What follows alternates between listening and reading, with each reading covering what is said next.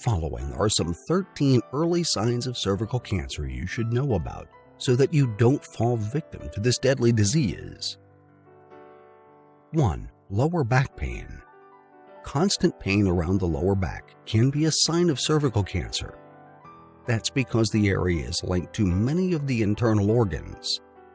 Pain connected to the lower back can signify many different health problems. Unfortunately, this is one of the most ignored warning signs of cervical cancer. 2. Leg pain.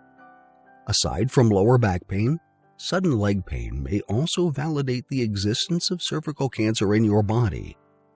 This typically comes after the individual has experienced other symptoms and started feeling lower back pains. Women experiencing both symptoms have a higher probability of having cervical cancer, so it's vital to get screened immediately.